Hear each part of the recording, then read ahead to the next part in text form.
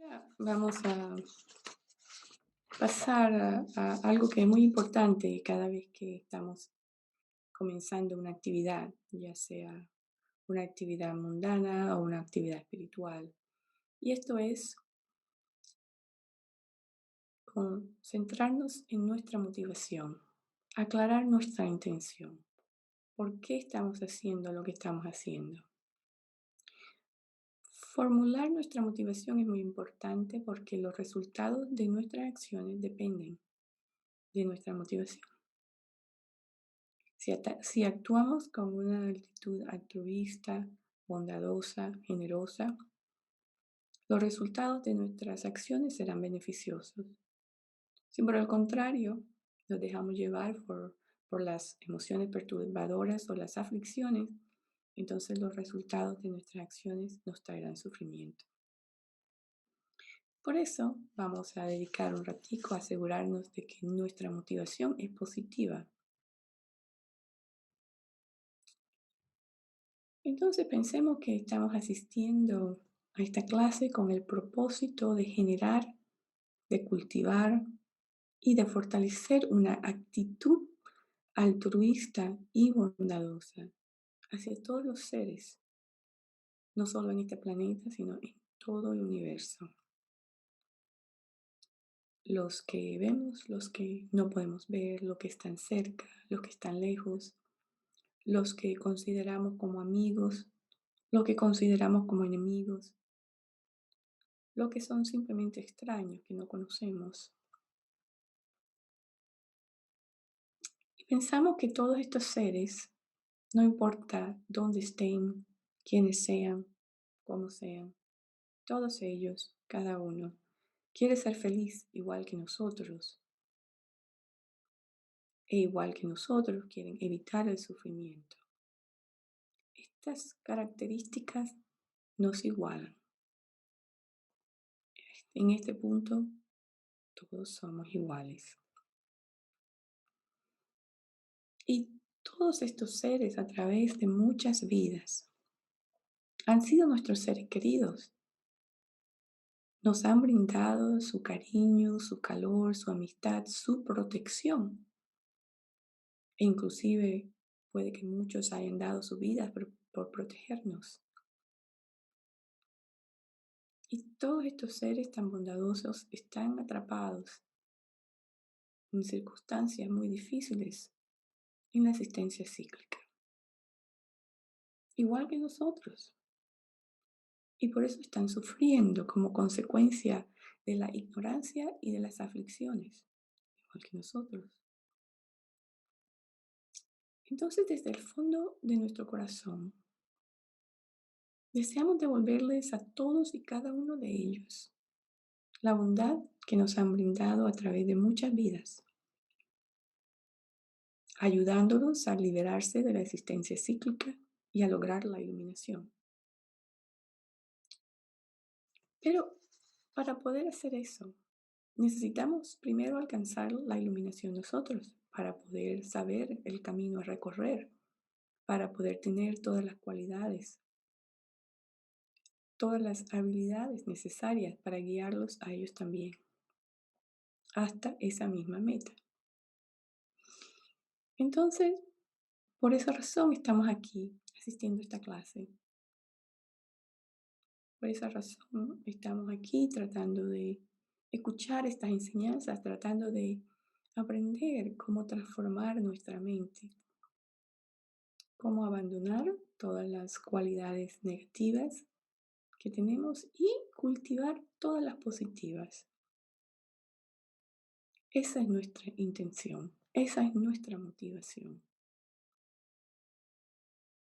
Y sellamos esta motivación recordando la naturaleza interdependiente de todos los fenómenos, tanto en samsara como en nirvana, donde todos y todo depende de causas y condiciones, de diferentes partes y componentes, y también de la etiqueta que se le pone.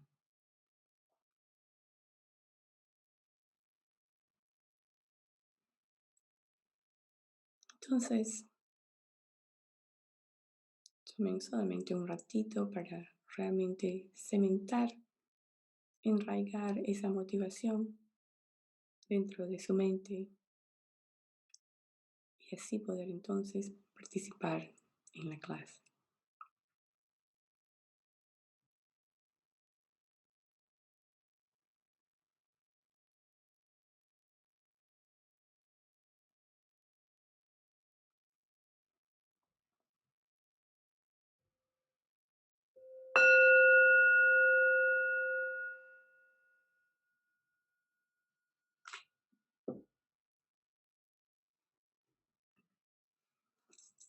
Muy bien. Entonces, am, seguimos con nuestro estudio del adiestramiento mental de 7 puntos, que es un texto escrito por el maestro Geshe Shikawa, que es un gran maestro de la tradición Kadampa. Y estamos basando este estudio, este repaso, en el comentario escrito por Nan Capel, que el comentario se titula Adiestramiento mental como a los rayos del sol. Es una traducción que hice al español, pero para poder hacer esa traducción me fijé en otras varias traducciones que encontré que no seguían, esas otras traducciones que encontré no seguían el orden que sigue el comentario que estamos usando. Entonces por eso decidí hacer la traducción yo misma para poder seguir fielmente el orden de los componentes que utilizan Ancapel en su comentario. Ahora, no se los había comentado antes, pero yo recibí la transmisión de esta enseñanza en el 2006 y realmente me ha ayudado mucho a hacer este repaso, o sea que lo he disfrutado mucho, volver a encontrarme con esta enseñanza para poder compartirla con ustedes. También quiero recordar que estas enseñanzas a veces causan reacciones fuertes en nosotros, porque van en contra de todo lo que hemos aprendido, de todas las normas sociales, de todo lo que escuchamos diariamente. Y si se encuentran teniendo una reacción fuerte, hasta puede haber un rechazo fuerte de lo que escuchan, eso es normal. Ah, no se sientan mal por esa reacción, sino que más bien tomen nota de qué fue lo que causó la reacción para que después puedan analizarlo y pensar en ello detenidamente después de la clase y así comprender por qué. Mm. Eh, es bueno reflexionar diariamente que nuestras acciones son dirigidas por lo que está en nuestra mente.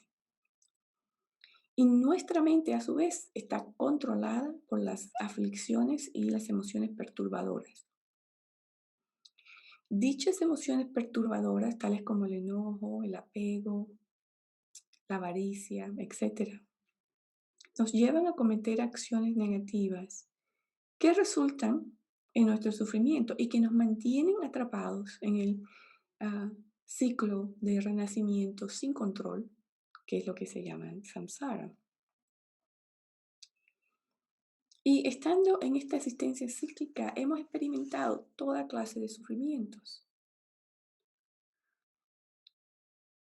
Al mismo tiempo, todos nosotros tenemos la posibilidad de evitar el sufrimiento. Todos nosotros tenemos la posibilidad de escapar del samsara.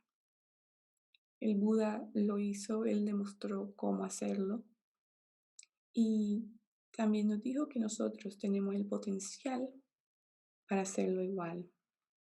Y muchos maestros después del Buda también lo han alcanzado. Es solamente requiere que lo practiquemos y realmente lo hagamos parte de cómo vemos el mundo y cómo actuamos día a día. Practicando el adiestramiento mental para transformar nuestra mente y por consiguiente nuestras acciones nos ayuda a generar aquello que es necesario para poder trascender este ciclo de renacimiento sin control.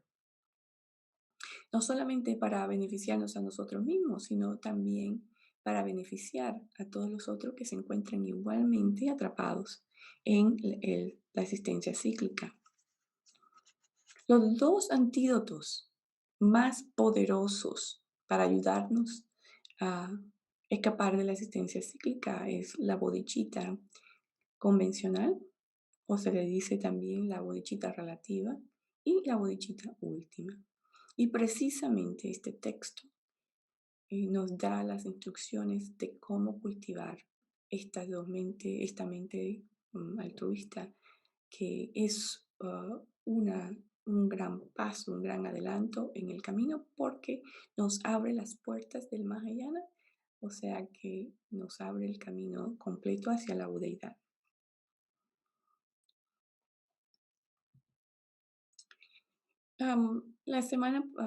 La clase pasada hablé un poco sobre el linaje de estas prácticas, pero no mencioné algo sobre el autor del comentario que estamos viendo, de Nan Capel. Entonces quería comentar un poquito sobre Nan Capel y sobre lo que sabemos de su historia, porque se sabe poco.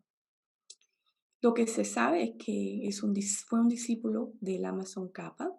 No sé hasta qué punto están ustedes familiarizados con, con la historia del Amazon Kappa, pero el Amazon Kappa es un maestro muy importante del budismo tibetano, un gran erudito, filósofo, practicante, maestro, responsable por esclarecer el camino a la liberación y a la budeidad.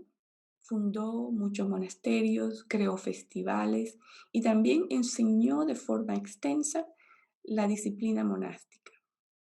Entonces, Lama Tsongkhapa, un maestro con mucha influencia, cuyos textos se estudian hasta hoy en día, es un maestro muy respetado, muy venerado dentro del budismo tibetano, y se le atribuye la fundación de la tradición Gelug del budismo tibetano. Entonces, Nam Kapel era discípulo directo del Amazon Kappa.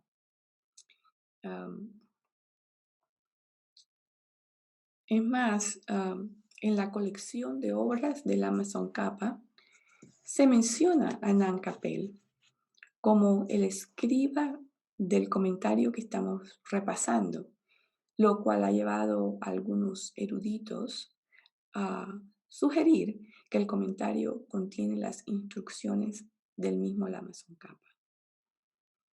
También en la colección de obras del Amazon Kappa se encuentran dos cartas dirigidas a Nan Kapel.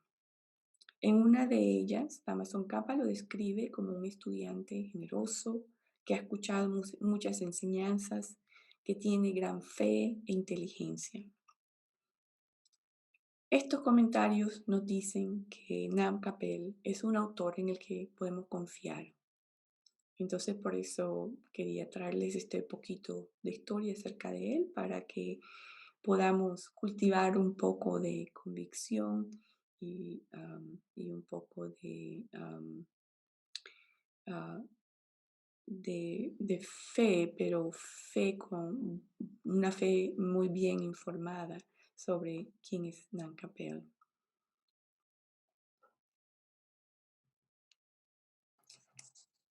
También quería compartir este comentario de su santidad el Dalai Lama, quien dice que este texto de adiestramiento en 7 puntos provee las instrucciones para generar la mente Bodhi, que es el pilar central de las enseñanzas del vehículo Mahayana, del gran vehículo, el vehículo de los bodhisattvas. Entonces, ¿qué es la mente Bodhi? Quería repasar un poco esta definición, aunque la vimos en la clase pasada, bueno, la clase del año pasado, pero quería repasarla. Esta vez, la mente Bodhi es la mente altruista, que se preocupa más por el bienestar de los demás que por uno mismo, y que desea alcanzar la iluminación para poder beneficiar a todos los seres. Entonces, es una mente muy amplia, muy abierta, es una mente que alcanza a todos los seres, incluye a todos los seres sin dejar a ninguno por fuera. Porque en el momento que dejamos algún ser por fuera de nuestra compasión, en ese momento perdemos esta mente pura. Entonces tenemos que incluir a todos. No importa cómo se porten con nosotros, no importa si nos hacen daño físico o mental, ¿no? Aún así, debemos proteger nuestra mente body, porque en el momento en que perdamos la compasión por un solo ser, aunque sea un ser pequeñito, allí en ese momento perdemos esta joya, ¿no?, mental, que es la mente body.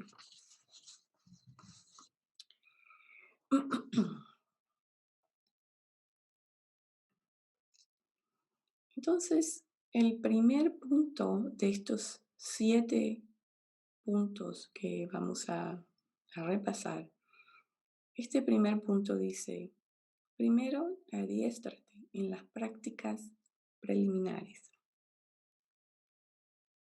Ahora,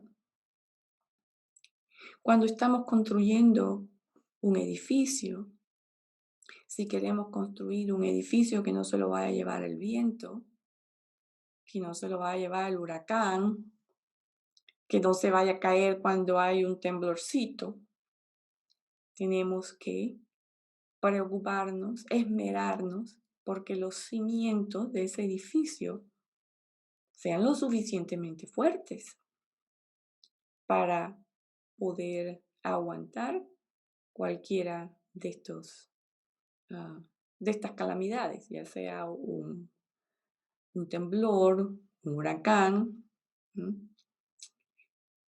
Entonces, tenemos que asegurarnos que esta simiente, que esta fundación esté bien planeada, que los ingenieros hayan hecho un buen trabajo, que tengan los refuerzos de esas barras de acero que son tan importantes para mantener el edificio, ¿no? Entonces ponemos todos estos refuerzos y específicamente mientras más piso queremos ponerle a ese edificio, más fuerte tenemos que poner esos cimientos para que pueda aguantar todo ese peso. Igualmente, si queremos llegar a las etapas avanzadas del camino, tenemos que preocuparnos y hacer esfuerzo porque estos cimientos, estas prácticas que consideramos preliminares, estén bien arraigadas en nuestra mente, que las comprendamos a fondo, que tengamos una realización muy profunda ah, con cada una de estas preliminares, que realmente estén tan profundo en nuestra mente que puedan ayudarnos a cambiar nuestro comportamiento, que a través de ellas veamos todo el mundo, que a través de ellas veamos nuestras acciones, que sean como ese filtro por el que nos movemos en el mundo, ¿no? Entonces, ah, por eso es que son importantes. Hoy en día nos encontramos con algunas personas que se quieren saltar los preliminares, que se creen que con leer un libro sobre las etapas del camino es suficiente, inmediatamente se quieren entregar al Tantra, inmediatamente se quieren entregar al Mahamudra, inmediatamente se quieren entregar al Dzogchen. Pero esto es una actitud realista, porque ninguna de esas prácticas avanzadas se pueden sostener cuando no están los preliminares en nuestra mente, que no forman parte de nuestro modo de ver el mundo, de pensar y de actuar. Entonces los preliminares son 4. Ahora, estos 4 preliminares son los que nombra Nan Capel en su comentario, ¿no? Y los nombra en este orden: la preciosa vida humana, la impermanencia y la muerte, la ley de causa y efecto y las desventajas de la existencia cíclica. Sin embargo, existen otros textos y otros maestros que cambian un poco el orden de estos 4. Hay otros que intercambian la ley de causa y efecto con las desventajas de la existencia cíclica y ponen las desventajas antes de la ley del karma, ¿no? Encontré un caso igual. Pero como me estoy guiando por este comentario, he utilizado el orden en que los presenta. Entonces, la preciosa vida humana es como si tuviésemos un tesoro enfrente de nosotros que no podemos ver. Y a pesar de que de forma intelectual puede que tengamos una comprensión de que, bueno, sí, en muchas facetas somos afortunados, esta comprensión no va lo suficientemente profundo como para ayudarnos a dar el giro a nuestra mente cuando lo necesitamos. La impermanencia y la muerte es como si tuviéramos un tesoro, que es esta preciosa vida humana, pero estamos sobre arenas movedizas. Quiere decir que nuestra situación es precaria.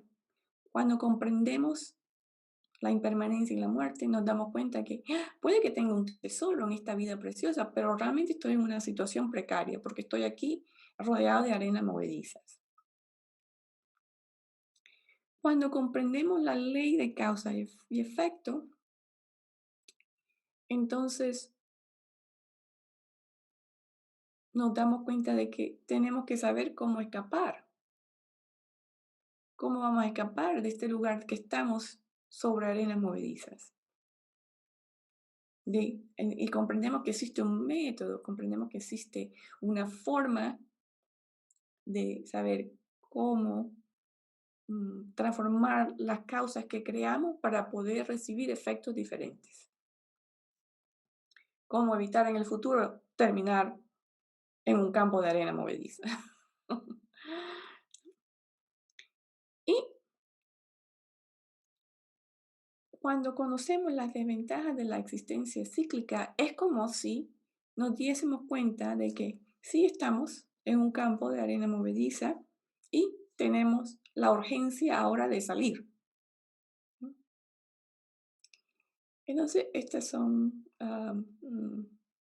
una manera de pensar, un ejemplo que nos puede ayudar a saber cómo enfocarnos, cómo trabajar con estos cuatro preliminares. Ahora los vamos a ver un poco más profundo, ¿no? Estos cuatro preliminares mm, no son aislados, no están aislados. Son cuatro puntos, como todo el resto de Dharma, que se relaciona con otros puntos.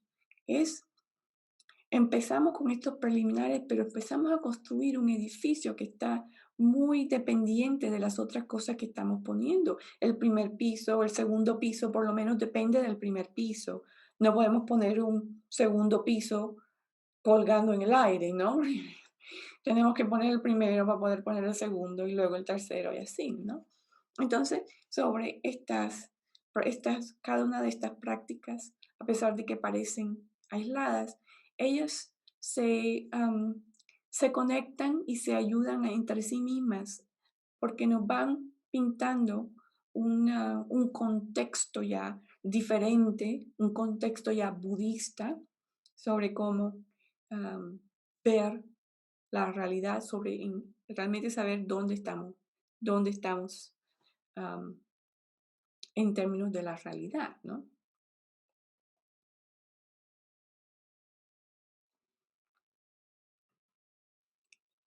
Y estas cuatro preliminares se relacionan íntimamente con las etapas del camino. Estas etapas del camino las vimos en la clase del año pasado. Y aquí solamente les voy a dar un paso muy superficial para comentar que, como pueden ver, los primeros tres preliminares están relacionados con el camino en común con el practicante de menor capacidad. Ahora, ¿por qué se le dice camino en común o prácticas en común? Porque Las etapas del camino están escritas desde el punto de vista del gran vehículo, de los bodhisattvas.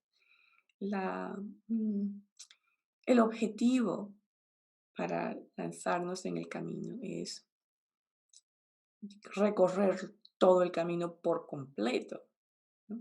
Si somos afortunados, no quedarnos a mitad de camino en ningún lugar, sino recorrerlo todo hasta su máxima, am, am, su máximo punto final, que es el de la budeidad. Entonces, estas prácticas preliminares son prácticas que los bodhisattvas tienen que hacer en común con los practicantes de los niveles iniciales. En este caso, este nivel inicial, que es para los practicantes de menor capacidad. Estas tres ah, reflexiones o meditaciones sobre la preciosa vida humana, la impermanencia y la muerte, y el karma y sus efectos. Esto es lo que estos practicantes tienen que enfocarse, en lo que se tienen que enfocar. Entonces, ¿cuál es la aspiración? ¿A qué aspiran estos practicantes? Ellos aspiran a un renacimiento afortunado, pero para poder desarrollar esa aspiración a un nivel profundo, tienen que trabajar en estas reflexiones y meditar en estas prácticas preliminares, que son las que les acabo de comentar, las que vemos aquí en rojo. Estas reflexiones los ayudan a ellos a desarrollar esta aspiración dentro de su propia mente. Una vez que esta aspiración está desarrollada en su mente, entonces ellos practican el refugio, practican observando la ley del karma y sus efectos, para entonces regirse por estas prácticas y alcanzar su aspiración de tener un renacimiento afortunado. Ah, la práctica preliminar de la desventaja de la existencia cíclica está contenida en el nivel medio, en las prácticas para los practicantes de capacidad mediana, las prácticas en común con los practicantes de capacidad mediana. Estos practicantes, su aspiración es alcanzar la liberación. Ellos aspiran a desarrollar la renuncia, que es la determinación de ser libres del estado de samsara, ¿no? De esta existencia cíclica. Para poder desarrollar realmente, profundamente, ah, ah, con toda la fuerza de que sean capaces, su fuerza mental, para poder desarrollar esta determinación, tienen que meditar y reflexionar sobre ah, estas tres temas que vemos aquí, las cuatro verdades de los nobles o las cuatro verdades de los arias, las desventajas de la existencia cíclica, que es el tema que forma parte de este comentario que estamos viendo, más las aflicciones y los factores que conllevan a ellas, que esto también fue algo que eh, repasamos el año pasado. ¿Y qué practican? Pues entonces, una vez que ya han desarrollado esa determinación de liberarse de la existencia cíclica, entonces practican los tres adiestramientos superiores de ética, de concentración y de sabiduría. Entonces podemos ver cómo estas ah, cuatro prácticas preliminares que están contenidas en el texto y que Nan Capel ah, describe en su comentario son realmente prácticas no solamente fundamentales, sino muy importantes para darnos el punto de vista budista, para ayudarnos a transformar el punto de vista mundano que tenemos y, en fin, y darnos y centrarnos en el contexto ya del budismo. Y pasando entonces ya a las prácticas de los bodhisattvas, ¿no? Los bodhisattvas aspiran a desarrollar la mente bodhi. Y este texto del adiestramiento mental en 7 puntos nos da las instrucciones para poder desarrollar esta mente. Entonces, como lo vemos aquí, estas son las reflexiones que vamos a estudiar más adelante, que los practicantes a que aspiran a ser bodhisattvas tienen que trabajar con ellas, sobre las que tienen que reflexionar para poder desarrollar la mente body. Y una vez que desarrollan esa mente body, esa aspiración, entonces ya practican las prácticas de largo alcance, que son las prácticas del camino de los bodhisattvas, ah, el Vajrayana, las prácticas para reunir discípulos, etc. Entonces, este es el camino como lo plantea la Amazon Kappa en su exposición de las etapas del camino del sendero a la iluminación. Y esto es lo mismo que está reforzando Nan Capel con su comentario.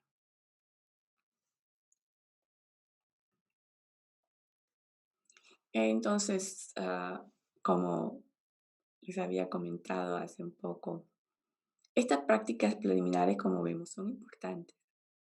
Son prácticas en común, no las podemos ignorar, no las podemos dejar a un lado.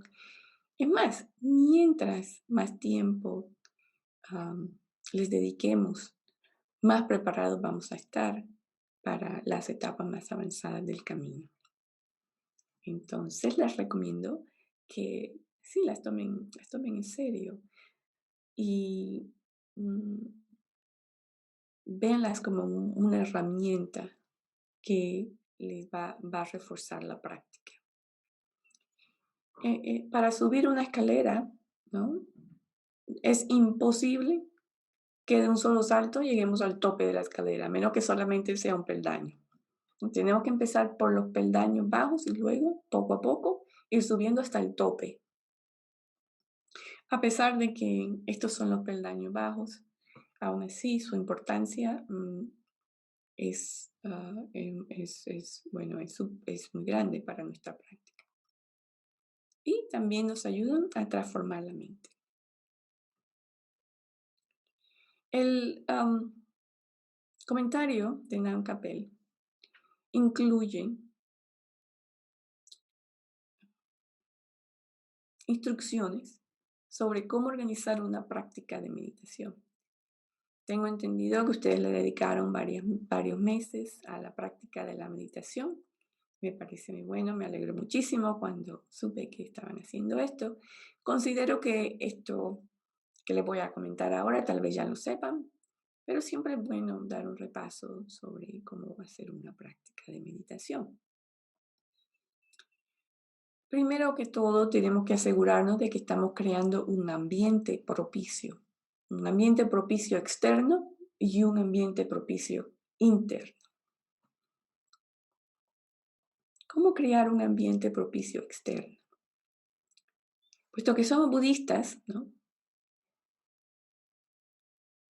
Organizamos un altar con las representaciones de Buda, de, del, de la mente de Buda, tanto de las palabras de Buda y una imagen de Buda. No es que vayamos a ser idólatras, pero estas representaciones nos ayudan a mantenernos en contacto con nuestra aspiración y con el Buda en sí, con sus palabras, con su mente. Cada vez que nosotros miramos ese altar y nos relacionamos con ese altar, estamos nutriendo nuestras aspiraciones. Y si nos nutrimos todos los días, vamos a tener la fuerza, la energía y la motivación de seguir en el camino. Entonces, también en el altar podemos poner ofrendas. Estas ofrendas nutren nuestra práctica de generosidad y nos abren el corazón para recibir la inspiración de Buda y de las tres joyas. Cuando vamos a meditar, otra forma de preparar el ambiente es asegurándonos que en el lugar donde vamos a meditar todo esté limpio, esté organizado, que no nos vayan a interrumpir, que no tengamos el teléfono celular. ¿Aló? ¿Cómo están? Porque así nos distraemos. Y es posible decirle a la familia y a los amigos que, mira, respetemos este tiempo, respétame este tiempo, por favor, aquí no me puedo comunicar contigo, estoy haciendo algo importante. Tal vez no le tienen que decir qué es lo que estoy haciendo, pero les pueden comentar, esto es algo que es muy importante para mí. Tengo una cita importante con el Buda y no le puedo fallar, no le puedo fallar. Entonces, cuando hemos reunido esas condiciones, entonces ahora nos preocupamos por nuestras condiciones internas. ¿M? Para preparar nuestra mente, hacemos lo mismo un poco lo que hicimos hoy a empezar. Visualizamos el Buda enfrente de nosotros, sentimos esa conexión cálida, esa compasión, ese cariño que emana hacia nosotros, nos acepta igual que somos y traemos a todos los seres sintientes a nuestro alrededor para conectarnos con ellos también. Y es más, sentimos que los estamos guiando a ellos también en el camino, que les estamos dando nuestro cariño, que nos estamos brindando bondad. Y entonces recitamos nuestras oraciones de refugio, tratando de generar ese sentimiento de refugio en nuestro corazón. De que aquí vamos hacia un ser muy especial que tiene la habilidad de guiarnos para salir de todos nuestros problemas, de todos nuestros estados mentales problemáticos. Y lo hacemos con esa convicción, generamos refugio con esa convicción. Y sentimos que estamos también ayudando a todos los seres alrededor de nosotros a generar esa misma convicción. Cuando estamos recitando la oración de refugio, también podemos imaginar esos rayos de luz muy bonitos del Buda hacia nosotros y hacia todos los seres. Ellos también están recibiendo todas toda esta inspiración que sale del Buda. Ellos igual lo están recibiendo como nosotros. Recitamos los 4 inconmensurables, igual que lo hicimos al principio de la clase.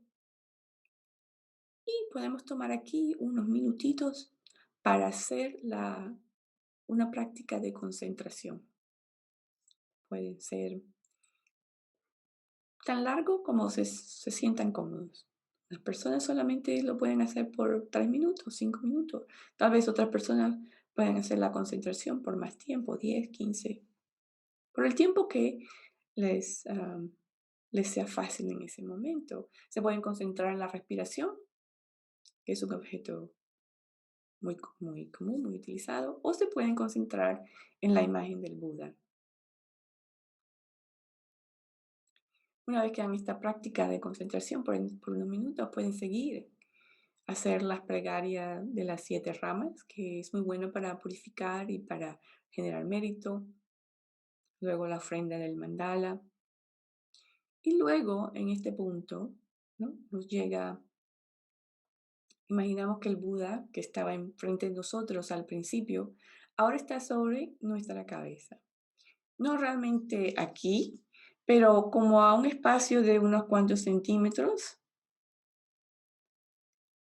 Y a medida que estamos haciendo estas plegarias, pidiendo inspiración, el Buda nos está dando inspiración a través de rayos de luz que bajan de su corazón y llenan toda nuestra mente y nuestro cuerpo, al igual que a todos los seres que estamos imaginando a nuestro alrededor. Y si vamos a meditar, supongamos que estamos meditando sobre estos preliminares, sobre el precioso renacimiento humano, preciosa vida humana.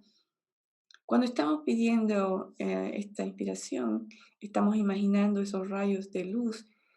Entonces pensamos que el Buda nos está en ese momento dando todo lo que necesitamos para comprender ese tema a profundidad, para arraigar esa comprensión en nuestra mente, para que forme parte de cómo actuamos, cómo pensamos, cómo hablamos, cómo vemos el mundo. Así estamos fomentando nosotros mismos esa comprensión. Después que pedimos inspiración, el Buda todavía continúa aquí. Recitamos el mantra de Shakyamuni Buda y luego de recitar el mantra, hacemos la meditación analítica sobre estos temas por 15 minutos, 20 minutos, media hora, el tiempo que tengan, que sea posible. Y luego se dedica al mérito. Entonces, esto más o menos es cómo se hace la práctica. Ahora ya vamos a entrar en el tema de hoy, que es el tema de la preciosa vida humana. Esta preciosa vida humana, primero que todo, nos tenemos que percatar que la tenemos, porque no todas las vidas humanas se consideran como preciosas vidas humanas o preciosos renacimientos humanos. Para poder calificar como precioso o preciada, necesita cumplir con varias características. Necesitamos saber entonces en qué consiste y también necesitamos saber cómo utilizarla y necesitamos saber lo difícil que es el obtenerla. ¿Por qué? Porque queremos generar una convicción de que no podemos desperdiciarla.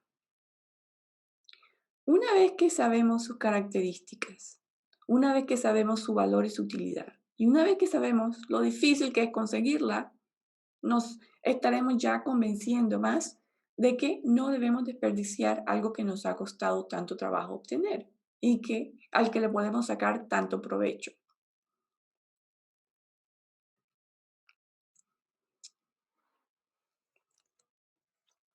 Entonces, ¿cuáles son sus características? Este es el lugar donde vamos a empezar. Vamos a saber en qué consiste esta preciosa vida humana. Nan Capel dice que la preciosa vida humana se caracteriza de 8 libertades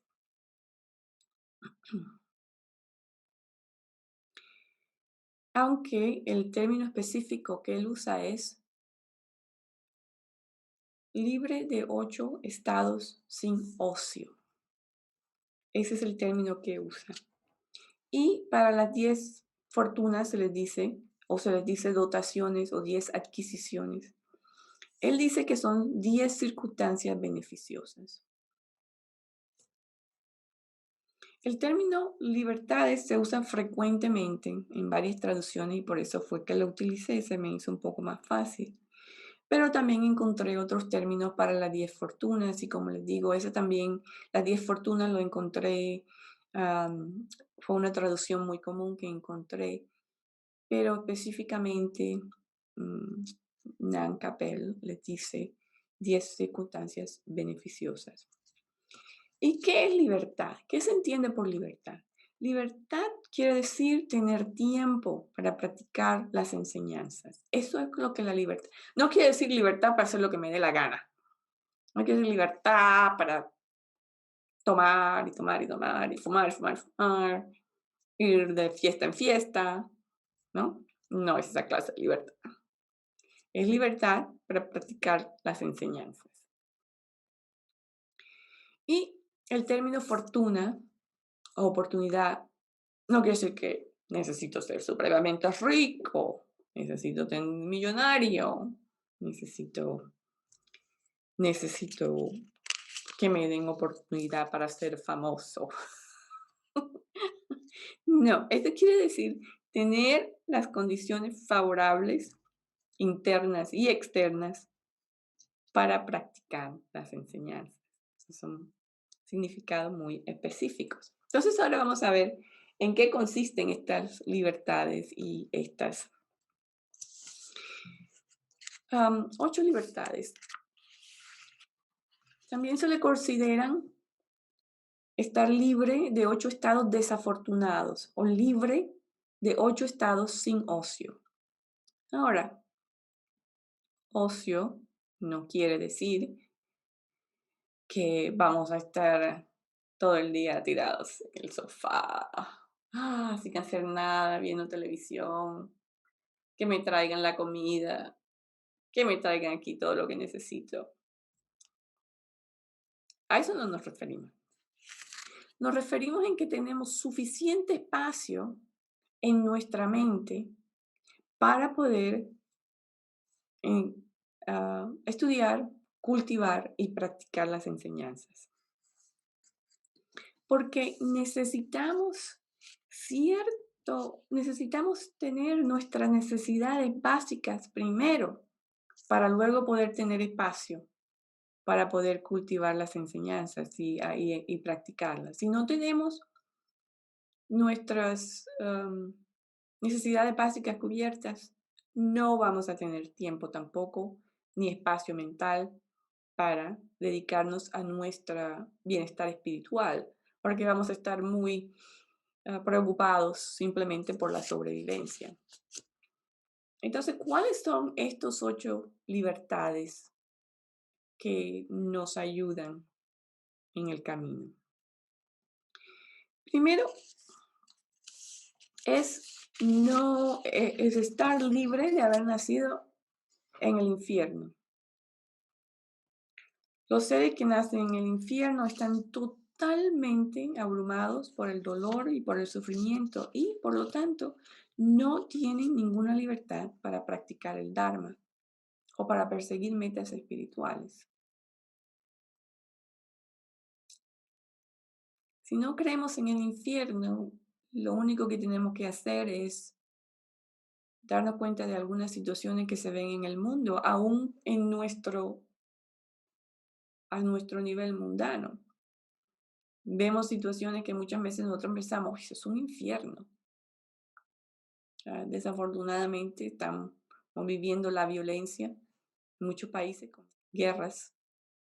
Cuando vemos que alguien nace en medio de una guerra, de un conflicto muy violento, decimos, ese es un infierno. Y ese ni siquiera es el infierno al que se refieren las escrituras, pero es una similitud. Entonces, si existe una similitud de infierno aquí en este planeta que podemos ver con nuestros ojos, entonces podemos dar un poquito de espacio para pensar que existe un infierno que tal vez no podamos ver con nuestros ojos, donde el sufrimiento es total. Si tenemos una clase de renacimiento en ese estado, el sufrimiento es tal que no vamos a tener tiempo para estudiar, ni oportunidad, ni práctica. A esto se refiere esta lista, ¿no? También estamos libres de haber nacido en un estado de ser un fantasma hambriento. Esto suena también cómico. Es un nombre que a veces me da risa cuando lo veo. Sin embargo, existen esta clase de seres porque estos seres experimentan gran hambre y sed extremadamente intensas. El sufrimiento es constante, tratan de buscar comida, tratan de buscar algo para calmar su sed y no lo encuentran. Esto le quita todo el tiempo, toda su vida, cada momento están en esta, no pueden satisfacer. No importa lo que coman, no importa lo que tomen, no se pueden satisfacer esa gran ansia. También es cierto que podemos ver similitudes de este estado en nuestro planeta. Podemos ver muchas poblaciones que ahora mismo están pasando gran hambre. Hay sequías por muchas partes del mundo, donde los animalitos no encuentran agua y tampoco los humanos. O también hay personas que tienen tanta necesidad, digamos, ¿cómo es la palabra que estoy buscando? No pueden solventar sus necesidades, no importa cuánto compren, no importa cuántas posesiones materiales tengan, nunca tienen suficiente. Entonces, esta clase de mente es la mente que puede culminar en un estado, en un renacimiento, en un estado de estos, de un fantasma hambriento. A los animales los podemos ver y nos podemos dar cuenta, afortunadamente, que no somos estos otros animales que están inmersos en la ignorancia, que tienen mucha dificultad para aprender, no pueden leer, no pueden no pueden analizar, ¿no? Tienen un funcionamiento cognitivo muy básico. A pesar de que algunos animales son inteligentes, a los perros se les puede entrenar, hay algunos pájaros que se pueden entrenar, por supuesto, pero esa clase de entrenamiento y comportamientos a los que se les adiestra no son necesariamente sentarse a meditar en el Dharma, ¿no? Entonces vemos también que si llegamos a esa clase de renacimiento vamos a estar estancados. No podemos, no podemos desarrollarnos espiritualmente. También un nacimiento como un dios de larga vida, porque esos dioses en esos estados tienen tanto placer sensorial y están tan envueltos en ese placer, tan acostumbrados a ese placer, que no tienen ni el menor interés en salir de él. Y se pueden imaginar que existe el sufrimiento, porque para ellos realmente en ese momento no existe, porque están ya sea en estados de concentración tan sublimes, donde están atrapados y solamente salen cuando ya se termina ese renacimiento, y entonces pasan a un renacimiento desafortunado. Entonces, si estamos en esa clase de vida, tampoco tenemos espacio ni mente para, am, para la práctica espiritual. Y si nacemos donde no ha aparecido un Buda, por supuesto no habrá Buda ni habrá enseñanzas. Puntos 5 y 6 son interdependientes, ¿no? Si no hay Buda, no hay enseñanza. ¿Cómo vamos a progresar? ¿Cómo vamos a saber qué practicar? O si nacemos con discapacidades, aunque hoy en día, en los tiempos del Buda, por supuesto, nacer con discapacidades realmente una barrera muy grande que saltar para poder desarrollarse espiritualmente. Hoy en día, las discapacidades físicas o mentales algunas, se pueden sobreponer con la tecnología. Si nacen sin poder ver, existen formas. Si nacen sin poder oír, también existen formas. Esto ya no significa una barrera tan grande como era anteriormente, gracias a la tecnología, etcétera, ¿no? Pero aún así, existen ciertas discapacidades que no se pueden solventar con la tecnología y que impiden el practicar, estudiar, etcétera. Y con puntos de vista incorrectos.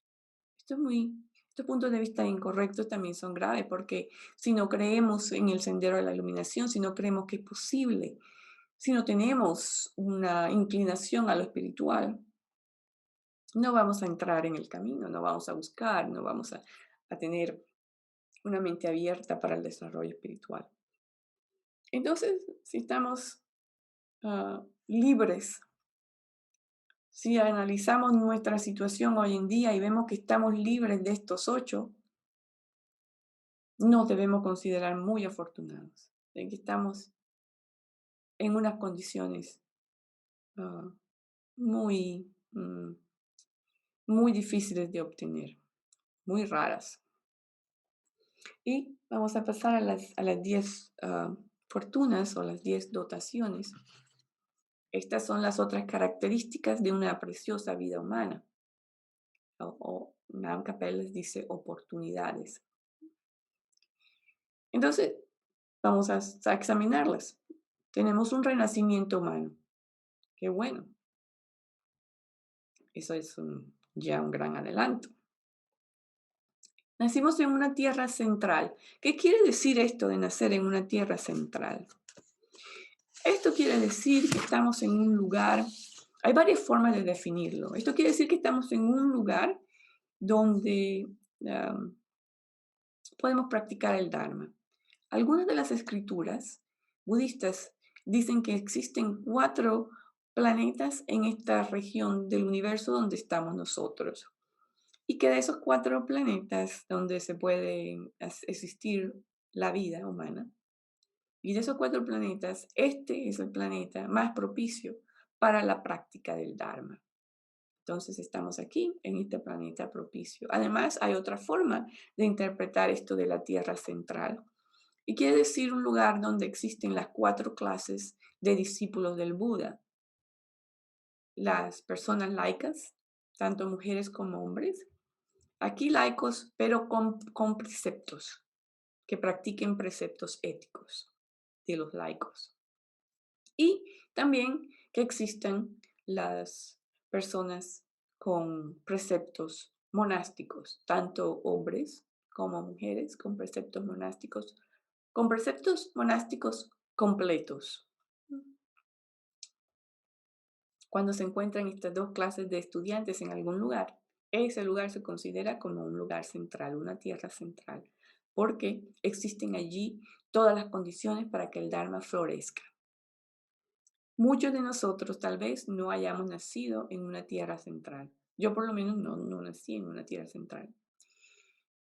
Pero gracias también a los avances tecnológicos, gracias a los avances de transporte, podemos viajar y mudarnos a lugares donde sí existe el Dharma o tener acceso al Dharma mediante el Internet en línea, como se nos hace mucho más fácil ahora, ¿no? Podemos recibir enseñanzas por línea, etc. Entonces esa barrera también ha cambiado un poco en los tiempos modernos. Sin discapacidades, o ya lo vimos en la otra, es lo mismo. Sin mantener vistas incorrectas. Esto quiere decir que no tenemos, esto quiere decir que tenemos la mente abierta para considerar que hay renacimiento, para considerar que sí existe la ley de causa y efecto, que tenemos la mente abierta mm, para creer en la posibilidad de llegar a la iluminación, ¿no? Entonces, ah, cuando tenemos la mente abierta, cuando nuestros puntos de vista incorrectos no son tantos, tenemos más espacio en la mente para considerar el contexto de la realidad que se presenta en el budismo. Y con fe en las enseñanzas del Buda, ¿no? Y a pesar de que necesitamos trabajar en la fe, porque no es una fe ciega lo que el Buda quiere fomentar en nosotros, es una fe nacida de la convicción, de la investigación, de la experimentación, experimentando con las enseñanzas y dándonos cuenta en realidad que sí funcionan, que sí nos ayudan a transformarnos. Entonces, esa fe que nace de todas estas facetas, de toda esta experiencia, ya es una fe más fuerte, porque es una fe demostrada debido a que hemos demostrado la eficacia de las enseñanzas del Buda. Entonces, estas 5 se consideran como oportunidades personales o fortunas a nivel personal. Y también existen oportunidades y fortunas a nivel circunstancial, que es lo que está en el otro lado de esta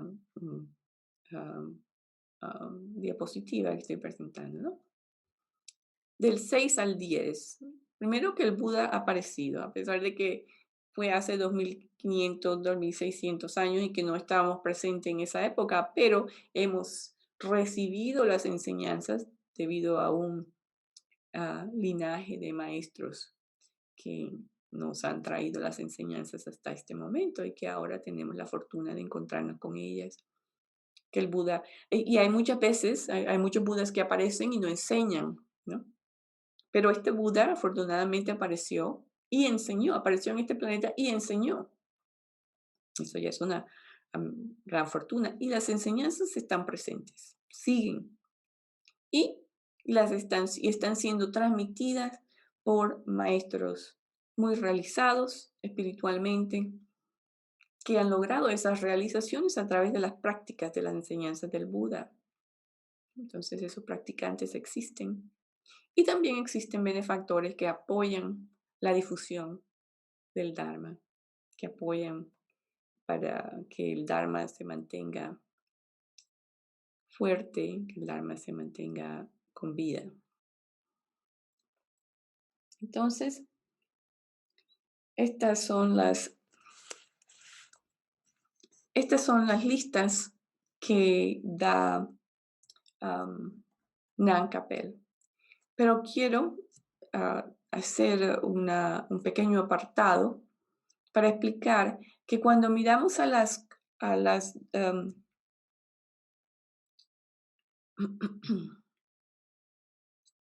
a las fortunas personales. La número 4 que se dice que Dan Capel menciona como sin mantener vistas incorrectas. En otros textos de El Camino a la Iluminación, este punto número 4 es diferente.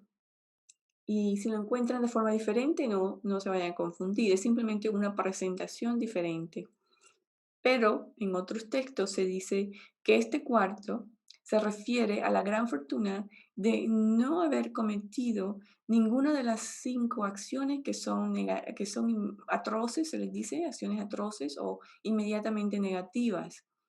Estas son que no haber matado a su propio padre o a su propia madre, no haber matado a un practicante que está libre de la existencia cíclica, que se llaman arhats, no haber sacado sangre con malicia de un Buda o haber causado un cisma en la comunidad monástica. Entonces, ¿cómo meditamos sobre esto? Meditamos sobre estos 18 características, estos 18 puntos, uno por uno, hasta que estemos convencidos de que tenemos cada uno de estos puntos a nuestro favor y que por ende, por resultado, tenemos una vida preciosa, ¿no? Y que no debemos desperdiciarla. Entonces ahora, los 15 minutos que nos restan de la clase, vamos a enfocarnos en hacer una meditación sobre estos 18 puntos para que empecemos a formar esa convicción en nuestra mente. Entonces vamos a tomar ahora una actitud de meditación. Vamos a enfocarnos un poco en ir hacia adentro, calmarnos un poco la mente. Pueden dejar a un lado cualquier preocupación del día.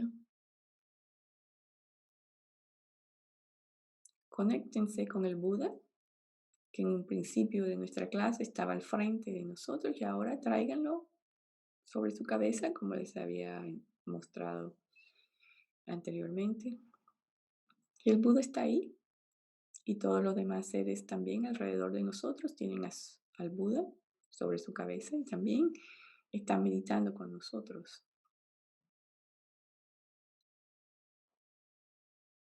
Rápidamente podemos pedirle al Buda inspiración para poder comprender este tema en particular de la preciosa vida humana. Y sentimos que el Buda desde su corazón nos envía todo lo necesario para que lo podamos comprender.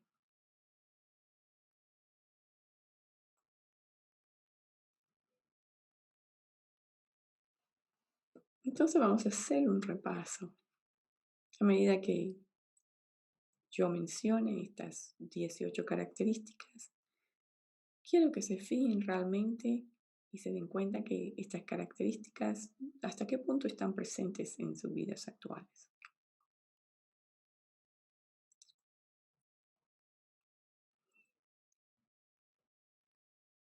Entonces, ¿están libres de estados desafortunados de existencia?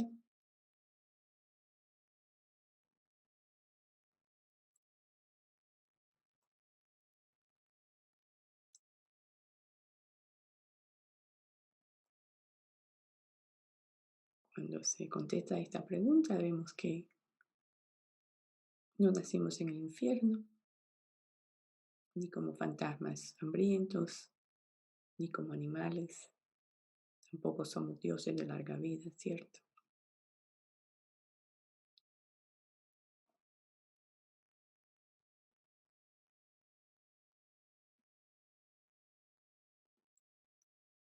Entonces, aclaren eso muy bien, ténganlo bien claro, que no están en ninguno de estos nacimientos desafortunados.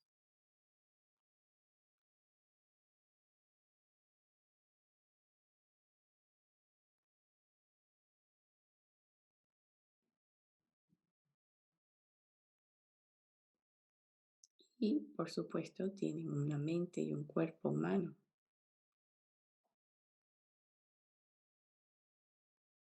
Y cerciórense que también funciona el cuerpo, que también funciona mi mente. Tengo capacidad para comprender las enseñanzas del Buda. Y vayan chequeando todos estos factores, asegurándose de que cada uno de ellos está presente.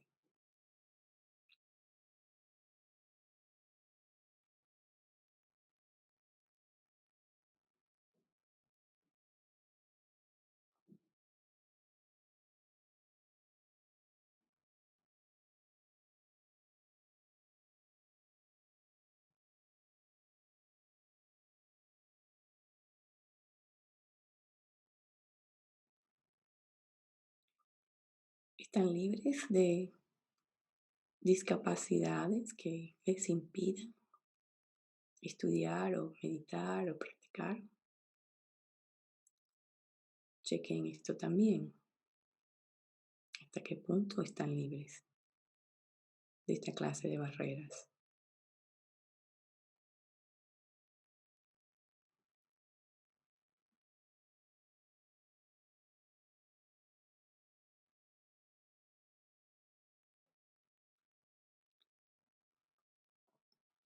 Y si encuentran alguna barrera de esta clase, ¿hasta qué punto la pueden solventar, mitigar con tecnología o con otros avances de la medicina moderna?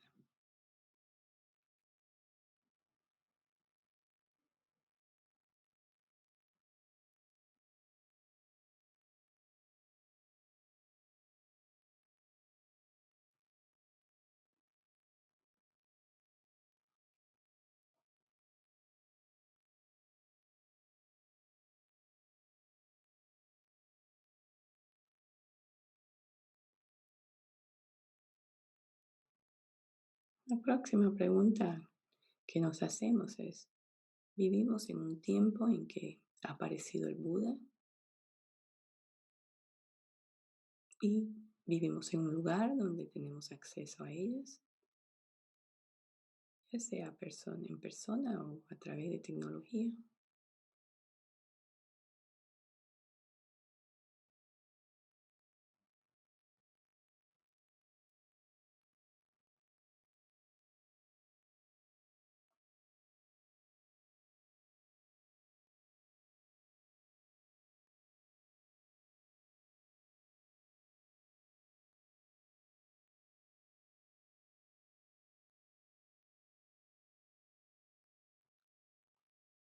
Y estamos interesados en temas espirituales, tenemos una mente abierta que acepta los conceptos sobre el renacimiento, la ley del karma y las posibilidades de obtener la iluminación. Hagamos un chequeo mental a ver cuántas ah, de estos temas budistas ah, nos, nos atraen.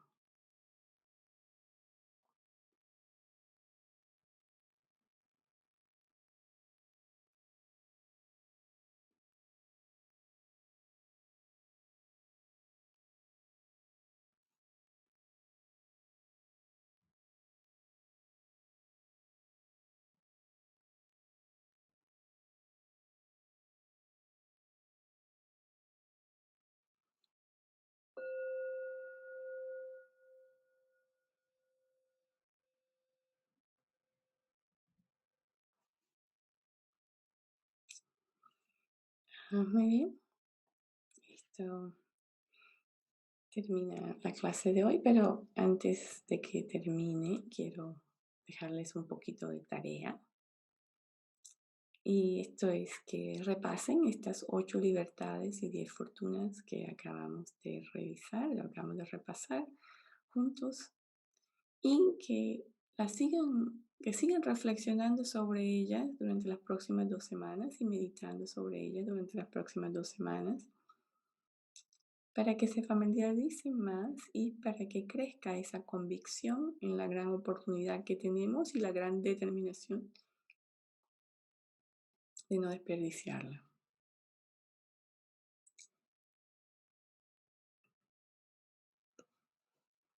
Entonces, creo que ya nos encontramos con un poquito sobre el tiempo y podemos dedicar todo este mérito que, eh, ya que hemos creado ahora con esta hora y media de clase.